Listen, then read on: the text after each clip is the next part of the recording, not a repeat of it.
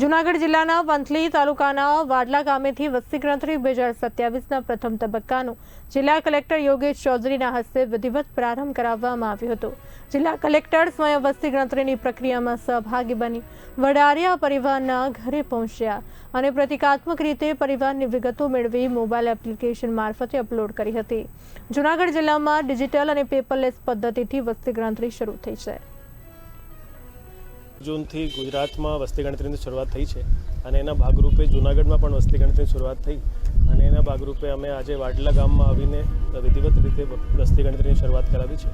મારી સાથે એન્યુમરેટર બેન પણ છે, ટીચર છે સ્કૂલના, અને એની સાથે અમે ઘરમાં ગયા અને ઘરની હાઉસ લિસ્ટિંગની બધી ડિટેલ્સ એમાં મેન્શન કરી ફોર્મ ભર્યું। એનો સિસ્ટમ બહુ સરળ છે। હવે ડિજિટલ વસ્તી ગણતરી થઈ રહી છે, એના કારણે પછી છેલ્લે ડેટા કોલેક્ટ કરવાનો સમય આવશે એ બહુ ફાસ્ટ થઈ જશે।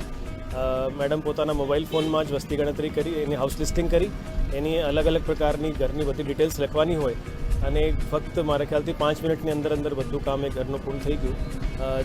આ મારે બધા જિલ્લાના લોકો માટે ખાસ અપીલ છે કે જે પણ શિક્ષક વસ્તી ગણતરીના કામ માટે આવે એને પૂર્ણ રૂપથી સહયોગ કરે અને એને પ્રોપર સાચી માહિતી બતાવે, સો દેટ આપણે જે પણ એના આધારે ડેટા આવે છે એ ડેટાના આધારે જ દેશની પોલિસીઓ નક્કી થાય છે અને ફ્યુચરમાં એ વસ્તી ગણતરીના ડેટા બહુ સેન્સિટિવ હશે અને એના ઉપર ઘણી પોલિસીઓ બનશે।